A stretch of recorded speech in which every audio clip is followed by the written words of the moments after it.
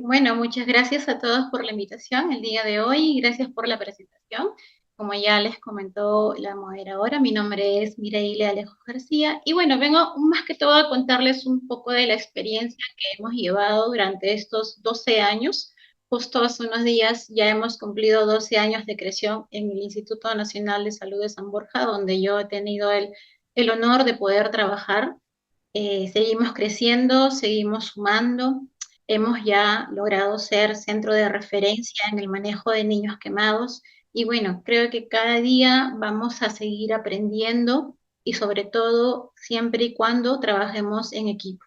Creo que siempre es importante recordar que el trabajo multidisciplinario crea muchos cambios.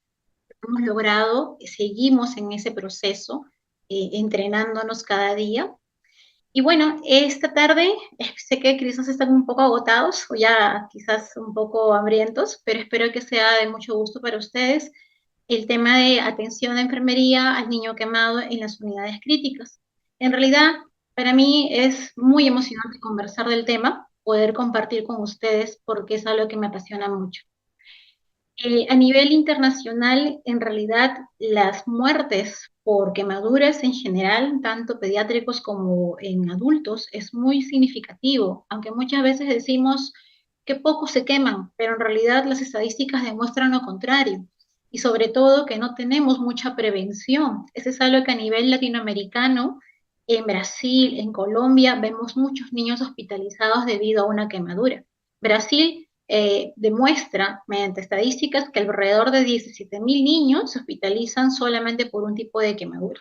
En Colombia, el 4%, que en realidad es bastante, llegan a tener una lesión por quemadura grave en la parte pediátrica. Y acá en nuestro país, en Perú, 2.500 niños son tratados por una quemadura grave anualmente.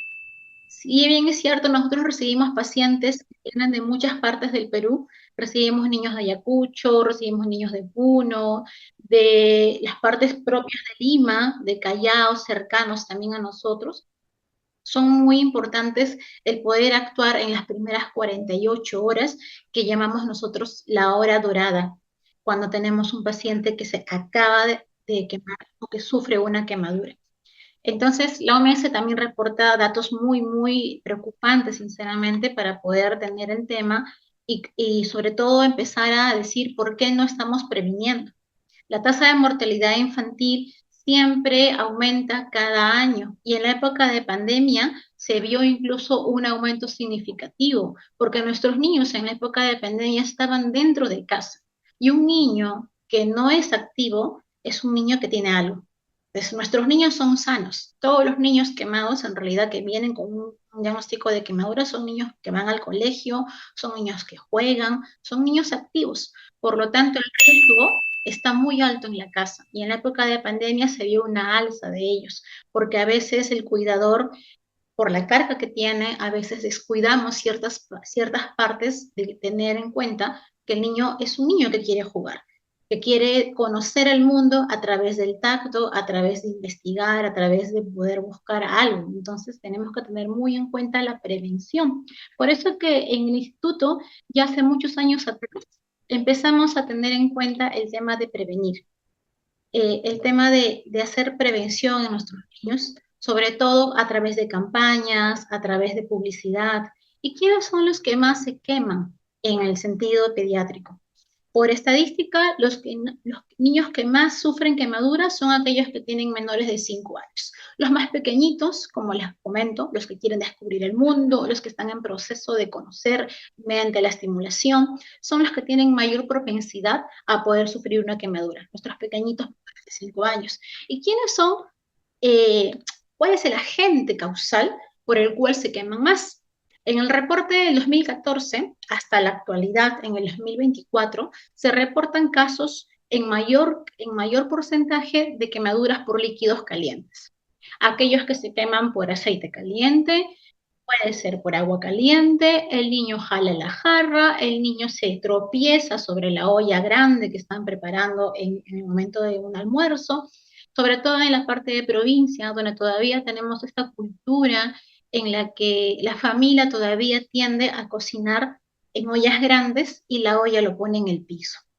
Entonces, esa todavía inadecuada cultura que tenemos en nuestro país es algo que todavía tenemos que erradicar y en la cual seguir trabajando. Se hace a través de la prevención, se hace a través de la comunicación, estamos en eso. Y las quemaduras, pues son lesiones producidas por un agente físico. Puede ser químico, puede ser biológico. En estos casos, en mayor porcentaje, como les comento, es por líquido caliente. ¿No?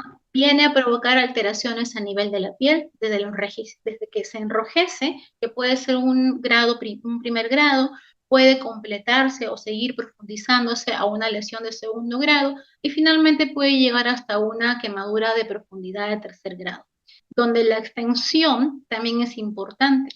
La OMS determina que la quemadura es una lesión de la piel u otro tejido orgánico y recordemos que la piel es el tejido más grande que tiene el ser humano. Por lo tanto, toda una descarga de alteraciones hemodinámicas se vienen a presentar al partir de una quemadura. Cuando un paciente, en este caso nuestros niños, sufren una quemadura, comienza a desatarse una fisiopatología que puede llegar hasta un shock o daño tisular inmediato. En las primeras 48 horas, la reanimación hídrica es importante. El manejo que debe tener enfermería, tanto en una unidad crítica como una UCI o en una emergencia, cuando recibimos inmediatamente al paciente, es importante.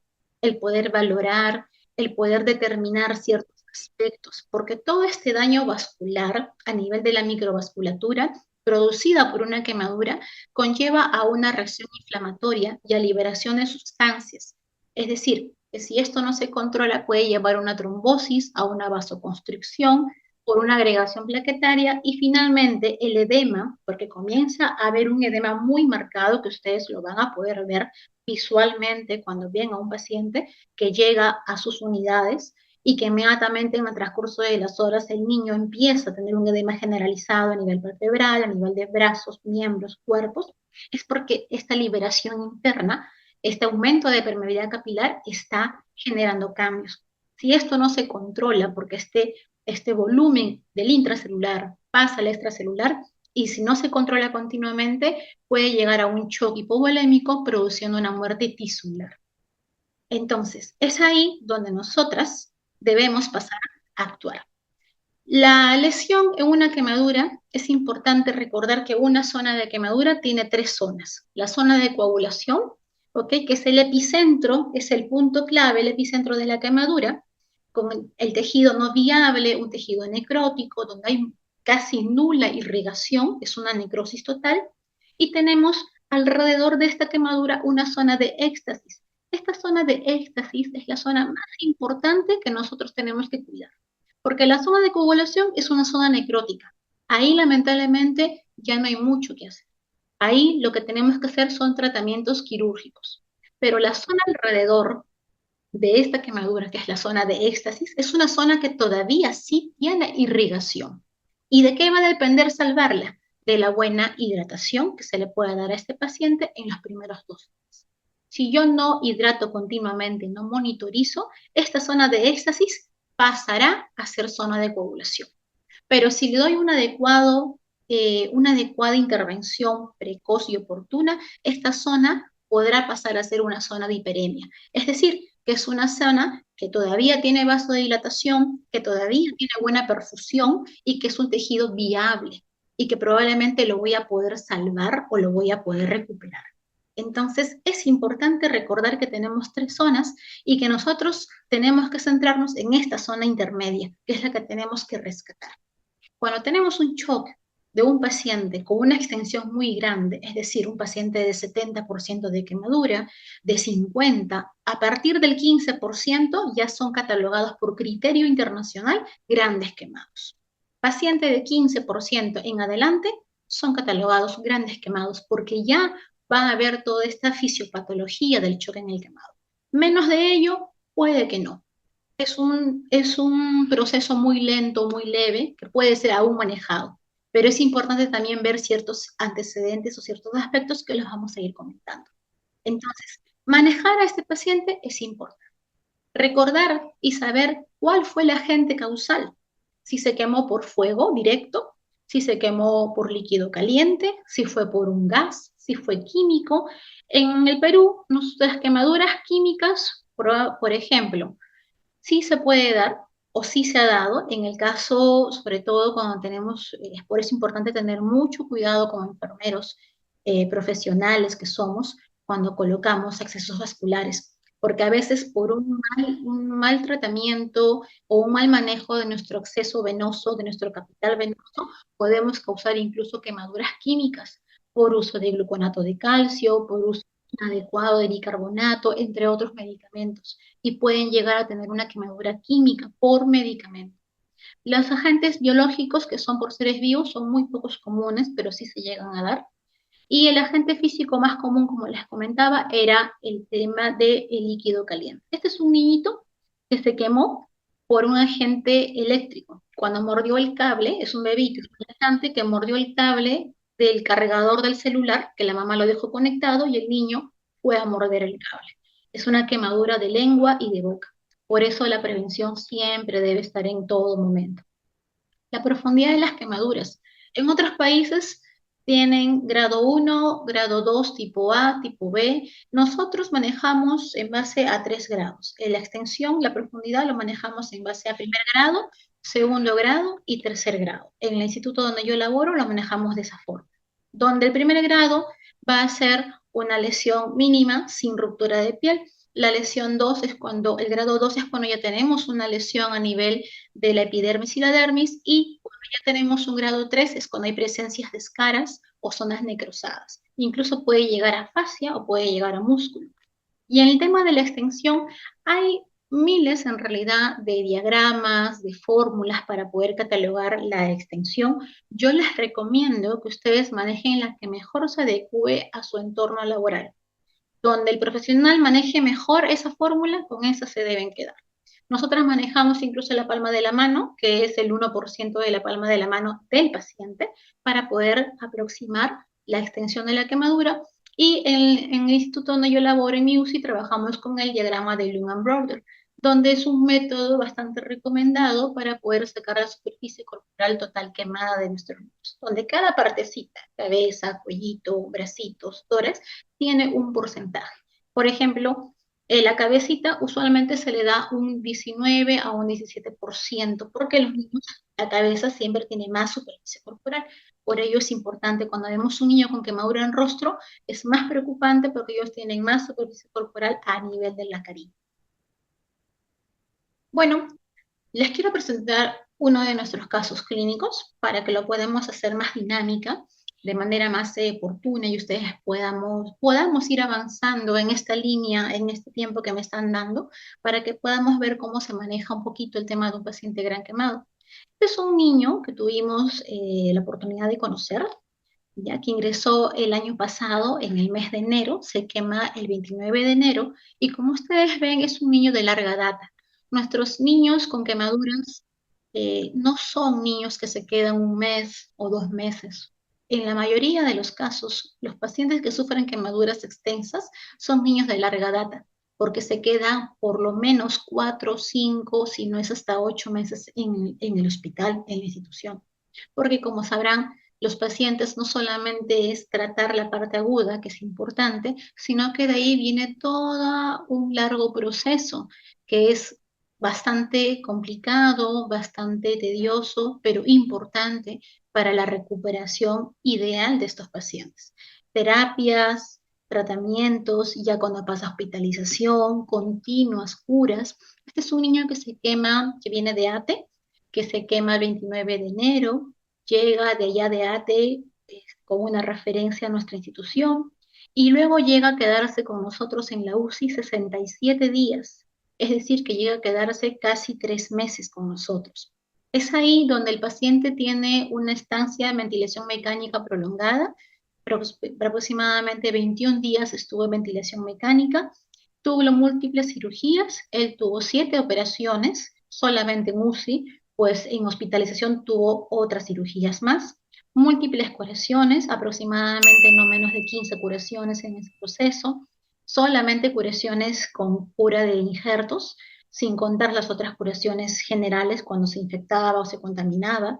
Y es un paciente que por ser un paciente de UCI tiene que estar monitorizado con múltiples dispositivos. Entonces es un paciente que tuvo muchos catéteres venosos, líneas arteriales, zona pilórica para el manejo de la nutrición, ¿ok? Tuvo incluso en algún momento un drenaje torácico porque tuvo una complicación a nivel pulmonar. Luego de ello pasa a hospitalización, donde vuelve a tener cirugías nuevamente para el tema de seguir progresando con los injertos y la recuperación de las heridas. Es un paciente que desde el inicio tuvo rehabilitación física, rehabilitación respiratoria, ocupacional. El tema de la imagen corporal fue importante porque era un niño grande y la integración familiar es también una prioridad a la cual nosotros hemos llegado a la conclusión que es fundamental. Nosotros trabajamos con el tema de UCI puertas abiertas. Por lo tanto, nuestras familias son un soporte importante para nosotras al momento de poder abordar a nuestros niños. Él fue un niñito de 10 añitos, como les comento, fue un trauma térmico por explosión de balón de gas dentro de su vivienda en San Juan del Lurigancho. Él recibió atención primaria en Atevitarte, pero luego de 40 minutos del evento, cuando ya ven que el niño tiene deterioro respiratorio, deterioro cardiovascular, deciden transferirlo a la institución.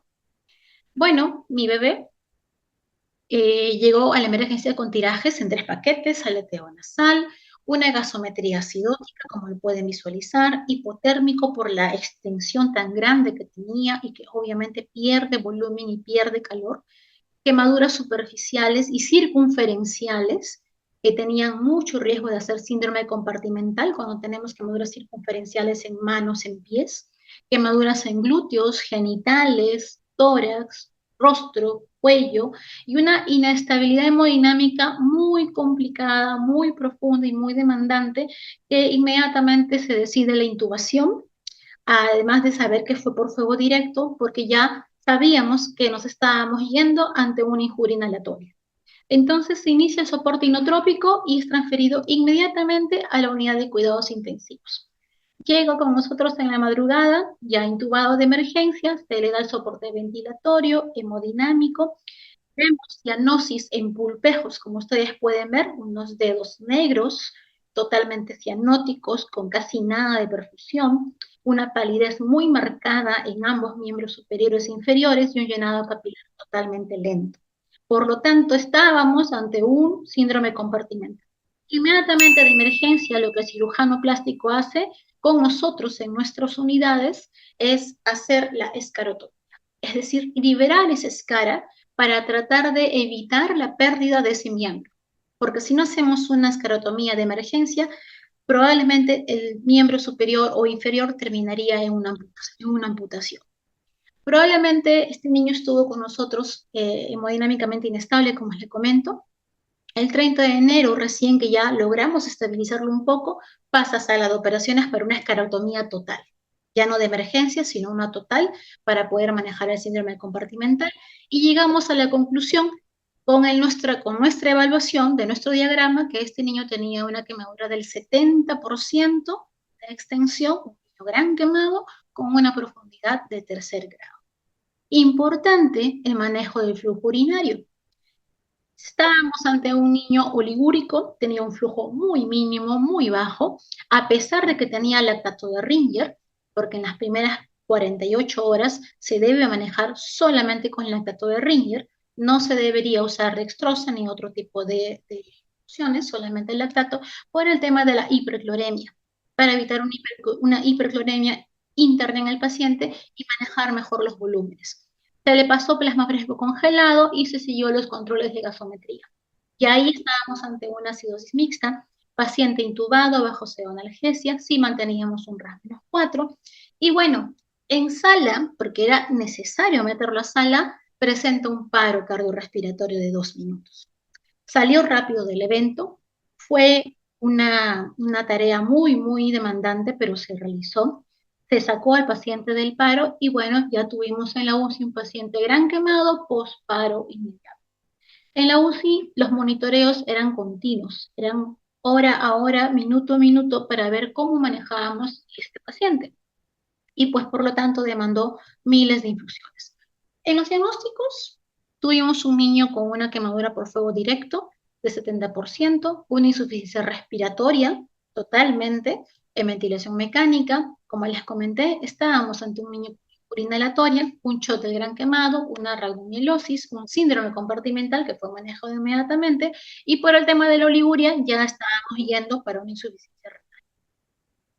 Y bueno, agregamos a eso el postparo cardiorrespiratorio que tuvimos. Entonces, estos fueron los eventos más importantes que hemos tenido con él. Tuvimos la colocación del CBC, la zona transpilórica que no se colocó inmediatamente porque no podíamos colocarlo, estaba totalmente inestable, se colocó después ya de 2 días. Tuvimos dentro de toda la estancia de UCI, se nos complicó con las infecciones, tuvimos cultivos positivos a Pseudomonas, tuvimos cultivos positivos a Cinetobacter baumannii. Dentro de todo, en el mes de febrero, nos tuvimos que colocar un drenaje torácico porque hizo un derrame pleural. Es un paciente que finalmente en el mes de febrero, casi ya pasada la quincena, se logra extubar de manera programada, pasa cánula de alto flujo y pues comienza a haber una recuperación. Pero los cultivos no nos iban tan bien. Teníamos cándidas, teníamos pseudomonas, que lamentablemente pues tuvimos una amplia cobertura antibiótica y múltiples limpiezas tras limpiezas para tratar de arrastrar. En el índice de supervivencia, este niño, por todo lo que tenía, por la edad, por la extensión, se encontraba dentro del puntaje 10, que era a qué se igualaba o era igual a un puntaje de un 20 a un 40% de sobrevivir. Es decir, que él solo tenía un 20% de sobrevivencia, no tenía más. Si nosotros aplicábamos este índice, y que siempre lo aplicamos con estos pacientes, pues vimos que estábamos ante un niño con muy pocas probabilidades de sobrevida. Sin embargo, eso no fue impedimento para seguir avanzando con él. Y finalmente, este es nuestro bebé, que ya está de alta, ya no está en la institución, ya aquí viene solamente para el tema de terapias, para las rehabilitaciones, y creo, como les dije desde un inicio, el paciente se recupera cuando el trabajo es en conjunto. Si el trabajo no es multidisciplinario, lamentablemente nuestro esfuerzo es mínimo y no suma tanto. La valoración de enfermería es importante. Estos son cuadros que lo he hecho una extracción de mi hoja de monitoreo, la que tenemos en nuestra UCI, donde nosotros manejamos mucho el tema de invasivos. Es importante revisar cómo está ese catéter para evitar infecciones intraluminales y extraluminales. Verificar la posición del tubo. Justo oía a la colega anterior que hablaba sobre la importancia de fijar un tubo y sobre todo posicionarlo correctamente. Es importante para evitar desplazamientos, para evitar que ese tubo se acode, para evitar no usar un tubo inadecuado y sobre todo evitar necrosis a nivel glótica. Los otros dispositivos son importantes, lo necesita, ya no lo necesita, ya es hora de retirarlo. ¿Y qué es importante para el monitoreo? Este fue nuestro bebé, este es nuestro diagrama de Lung-Broder, era un niño de 70%, como ustedes ven, un gran quemado total. Entonces, aquí pasamos a decirnos qué importancia tenemos nosotras como enfermeras, ¿no? ¿Cuál es nuestro punto más importante? ¿Qué es lo que debemos hacer? ¿Cuáles son nuestros objetivos como enfermeras ante un paciente crítico, ante un paciente de este nivel? Permítame, discúlpeme, no sé si me oyen, creo que quiso oír el internet. ¿Sí? ¿Se oye? Disculpen. Eh, ¿Sí? Ok. Entonces, los objetivos del cuidado de enfermería es mantener libre la vía aérea, favorecer la adecuada función respiratoria, mantener un estado hemodinámico correcto, restablecer el equilibrio hídrico, ¿no? A través de los múltiples medicamentos y tratamientos que tenemos, promover una mejor irrigación tisular, valorar a nivel integral la parte neurológica del paciente y sobre todo el manejo del dolor, que es importante. Y esto ha ayudado a la nutrición o el soporte nutricional que podamos tener en estos pacientes. ¿Okay? Entonces, nosotros tenemos una guía práctica que ustedes la pueden encontrar en la página web, con todo gusto la pueden poder buscar. Es una guía muy, muy concreta para poder manejar en la atención inmediata al paciente gran quemado. Está actualizada y ya está publicada. En el tema de monitoreo hemodinámico, nosotros tenemos que tener cuidado. Primero, que cuando recibimos un paciente gran quemado, es importante asegurar nuestro ambiente. Nosotros trabajamos mucho con la seguridad del paciente, trabajamos mucho con la seguridad del paciente. Por lo tanto, es importante identificar al paciente correctamente, las medidas de bioseguridad. Como ustedes pueden ver, nuestros ambientes son totalmente boxes cerrados para evitar que se contamine el paciente. Y cuando tenemos un paciente contaminado, ponerlo ahí como una precaución de contacto para tener en cuenta que este niño tiene que estar aislado totalmente. Identificación del paciente y adecuarnos y asegurarnos un acceso venoso en el momento que llega el paciente, hasta que hasta que se pueda colocar un acceso central. Pero mientras tanto, si no tenemos un acceso central, pues busquemos un acceso venoso, sea en zona quemada o no sea en zona quemada, debemos asegurarlo. O por último, una intraósea, si el paciente está muy crítico. Para ello es importante tener también, nosotros en nuestra UCI tenemos todo siempre monitoreado. Una enfermera se encarga día a día de revisar el RCP, que esté preparado, que esté adecuado, que no esté vencido los medicamentos, que nuestro coche de paro esté ordenado y sobre todo que esté implementado. La verificación tiene que ser diaria para no tener eventos que nos puedan perjudicar a la atención de nuestros niños. Y la primera cura es importante, porque en la primera cura que hacemos el equipo en conjunto es donde vemos la extensión total del paciente. Aquí, como ven, este niño tuvo ya una escarotomía en miembros inferiores y pues es un gran quemado con una quemadura de tercer grado por el tipo de coloración, son escaras profundas. Aquí determinamos profundidad, superficie en extensión y sobre todo zonas de alto riesgo. Cuando hablamos de zonas de alto riesgo, hablamos de genitales, rostro, pliegues, y es importante la valoración del gasto urinario.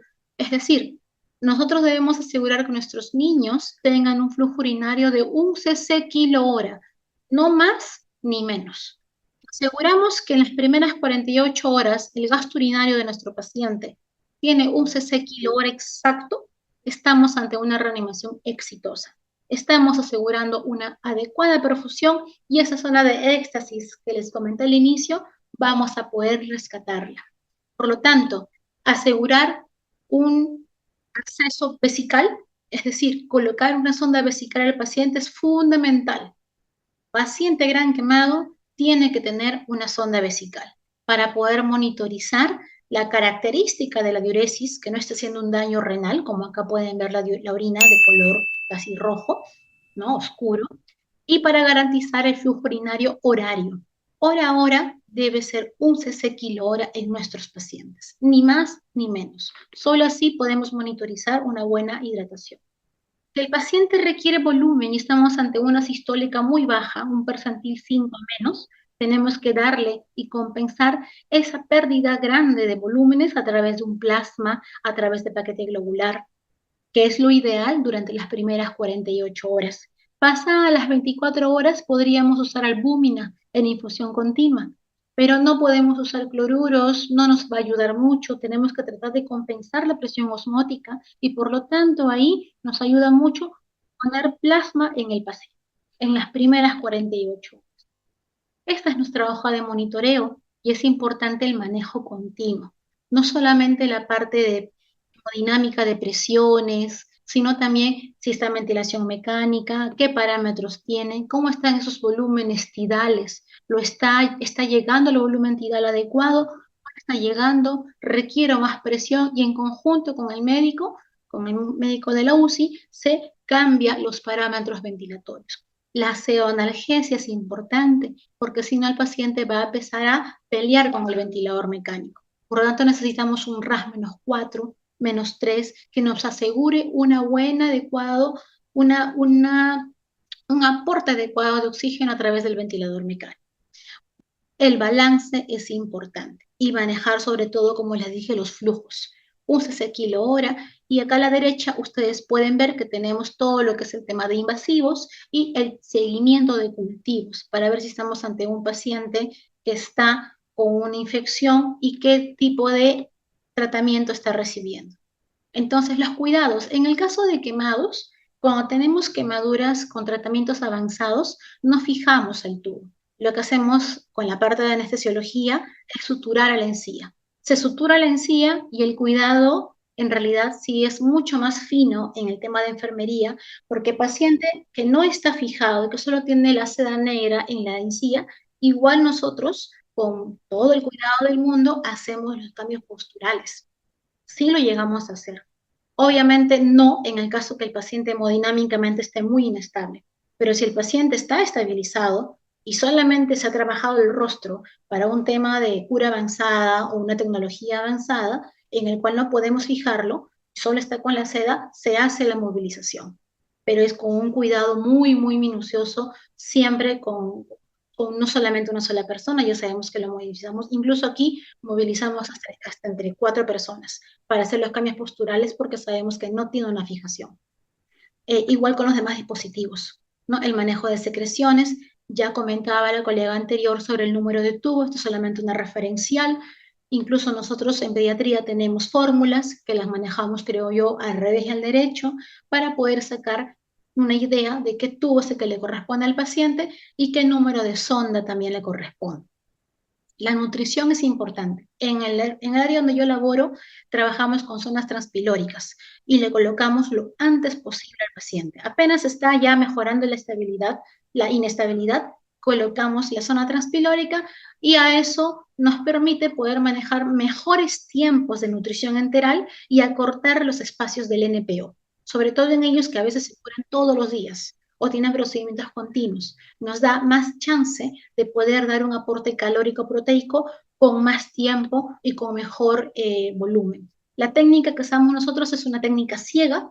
Nosotros lo coloca la enfermera en la unidad, no lo coloca el gastroenterólogo, lo colocamos nosotros y finalmente lo verificamos a través de una placa de abdomen. Esta es una de nuestros bebés. Cuando estamos colocando la sondita, y lo verificamos clínicamente a través de la aspiración y cuando vemos un residuo bilioso es que verificamos que realmente estamos in situ, ¿no? Finalmente con la plaquita compensamos todo y generamos una ficha de colocación de la zona transpilórica que tiene un registro, un número de lote que usamos y también un consentimiento previo a la mamá o al papá que nos están dando la autorización de poder hacer este procedimiento con su. La termorregulación es importante, ya decíamos, nosotros tenemos mantas térmicas que nos ayudan a manejar el tema de la temperatura en el paciente y evitar esta pérdida que finalmente favorece incluso a una bradicardia, a un débito urinario bajo. Y el manejo del dolor es importante. Nosotros manejamos bombas de PCA, que se llama manejo del control o administración de medicamentos controlado por el paciente. En este caso es controlado por la enfermera, lo manejamos nosotros, que es no más que una mezcla de ketamina y morfina que ayuda al paciente a manejar el dolor y que pasamos a veces polos para poder hacer los cambios de pañal, los cambios posturales, incluso cuando tenemos que sentarlo al paciente para ir a hacer la terapia. Y esta es parte importante en un miniquenado, manejar el dolor.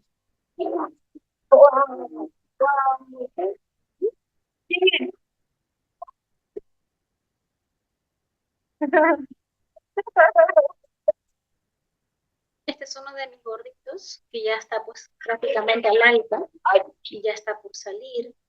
Y la prevención de lesiones también nosotros la tenemos muy en cuenta porque a veces son niños frustrados. Cuando vemos que son niños con extensiones grandes y que ya están y que sabemos que va a estar postrado sin moverse por la hemodinamia durante unos días, inmediatamente el ingreso tratamos de protegerlo con hidrocelulares o la hidratación con las cremas que tenemos para poder evitar que el niño tenga más lesiones de la que pueda tener ya por la propia quemadura.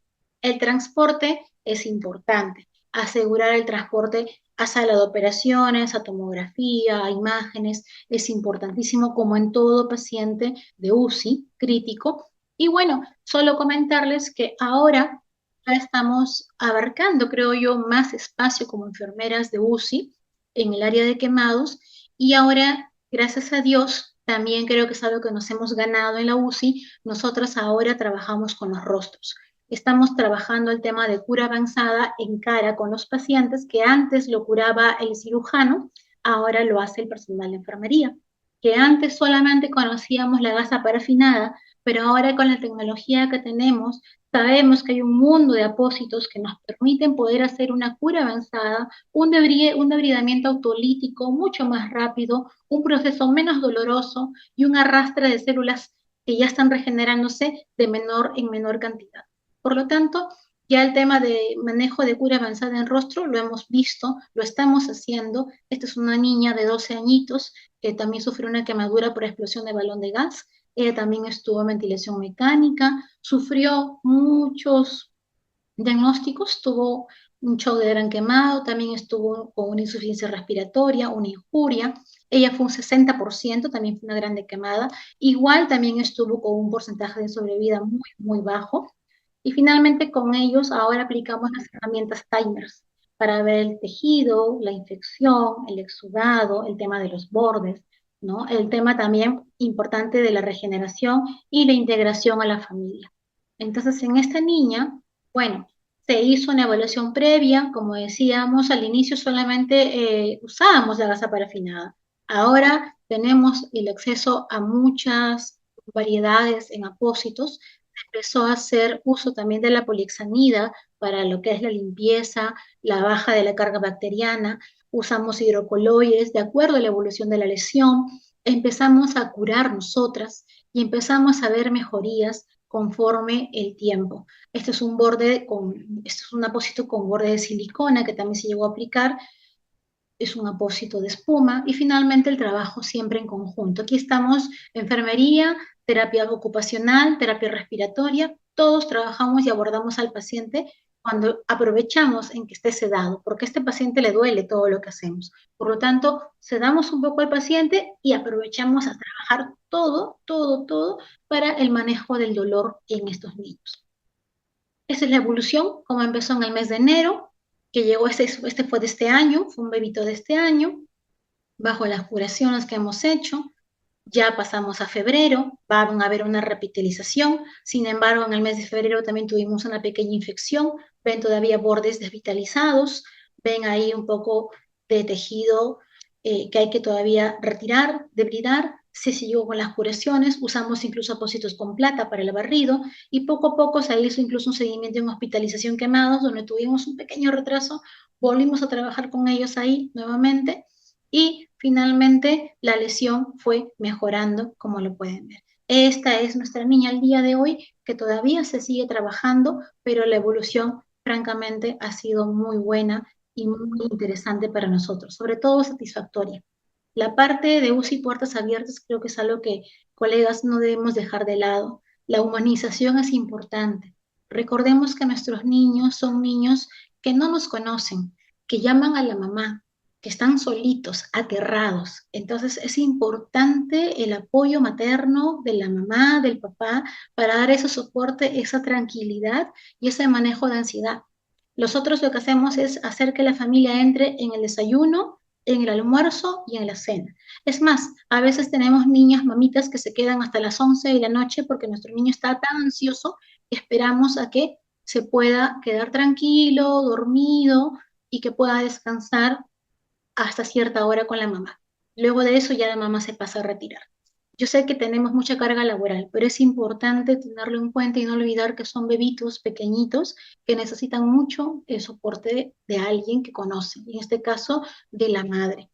Y cuando ya están saliendo al alta, ya sabemos que están próximos a pasar hospitalización, entrenamos a la mamá en pequeñas cositas. Por ejemplo, señora, ella participa en el cambio de pañal, participa en algún cambio de bendita, de heridas ya muy, muy leves que están ya para liberarse, pero le enseñamos para que ella tenga ese contacto, esa confianza que en hospitalización lo va a tener que hacer, porque sabemos que es otra realidad que las colegas las admiro mucho porque tienen mucha carga laboral y a pesar de eso siguen trabajando día a día. Esto es un también pequeño experimento que hemos hecho con una de las doctoras, en trabajo en conjunto siempre, y tuvimos esta idea de darles a cada niño que entraba un bebito, una muñequita o un peluchito y invadir ese niñito. Por ejemplo, acá esta niña, tal cual, ella tuvo su sondita nasogástrica, tuvo su sondita transpilórica, tuvo su vía periférica y enseñarle a la niña que lo que se le hacía a la muñeca también se le estaba haciendo a ella, para que ella se eduque, para que ella se quede más tranquila, bajar la ansiedad con ellos y enseñarle. Entonces ella cuidaba a su muñequita y le enseñábamos, cuida la vida de tu muñeca. Ella lo cuidaba. No te jales, no le jales la sonda a tu muñeca. Enséñale que no se lo jale. Y ella se lo cuidaba. Entonces ella andaba para arriba y para abajo con su muñeca. Y cuando la enfermera se acercaba, lo primero que ella decía era, no me jales mi sonda, no me jales mi sonda ni mi muñeca. Entonces empezábamos a entrenarlos, empezábamos a educarlos. Y es un proyecto muy bonito que estamos aplicando ahora y que a través de eso ellos tienen más confianza, más tranquilidad, saben que lo que se le hace a la muñeca se le está haciendo a ella y saben sobre todo que ellos tienen que cuidar, que no se deben jalar nada, ni la bendita, ni la heridita, y que eso está ayudando mucho a darles a ellos más seguridad. Bueno, eso creo que es parte de lo poquito y en realidad es un tema muy bonito. Creo que no acabaríamos de hablar de quemados el día de hoy, pero a mí me gusta mucho poder compartir, sobre todo que es importante que cuando ustedes tengan un paciente así, garanticen el acceso vascular, garanticen que ese niño tiene que tener una vía y una correcta hidratación y garanticen que el monitoreo a través del flujo urinario es importante para no dar una sobrecarga, para que ese niño no se complique más y rescatar esa partecita que les decía, que todavía tiene una perfusión poca, pero ahí la tiene y podemos rescatarla. Y evitamos que ese niño, que era un 50%, llegue a un 70%, simplemente porque quizás no pudimos hidratar correctamente. Y si hay que referirlo inmediatamente para poder hacer un apoyo adecuado. Bueno, muchísimas gracias. Disculpe que me extendí, creo, del tiempo. Espero que haya sido de su agrado y haber llegado a la altura de lo que ustedes me solicitaban el día de hoy. Gracias por la invitación al Consejo Regional de Huacho y éxitos en este curso tan bonito que están haciendo. Muy amable, gracias. Muchas gracias, licenciada Mireya Lejos, por esa brillante exposición. La verdad es que siempre sus temas del área de quemados son bastante satisfactorios, aprendemos mucho. Aquí en Lima Provincias al menos no hay unidades de quemados para niños. Eh, Contamos con cirujanos, pero cirujanos de adultos, ¿no? Tal vez hacen lo mejor que pueden, pero bueno, no es lo mismo que tratar niños en esta situación. Y eso, por eso es importante estos cursos, licenciada, porque los que trabajamos en pediatría realmente a nosotros nos sirve mucho porque tenemos que acondicionar nuestros ambientes de la mejor manera posible para que estos niños no solamente se recuperen, sino que también logren pues insertarse nuevamente a la sociedad después de que algunos han sufrido cicatrices que se llevan por siempre, ¿no? Y que tienen que volver pues a su ámbito escolar, a su ámbito familiar. Hoy le agradecemos al nombre del Consejo Regional 24 Lima Provincias y al nombre de nuestro decano regional, el licenciado Julio Manuel Cabello López, por haber estado el día de hoy con nosotros, por su apoyo que siempre nos está brindando. Muchas gracias, licenciada Mireya, y como usted, bueno, como sabemos, los que trabajamos en pediatría, pediatría no es para cualquiera, ¿no? Y la verdad que se desarrolla un trabajo bastante arduo, con mucha humanidad, mucha vocación, mucha empatía y sobre todo bastante amor, ¿no? Que es lo más importante.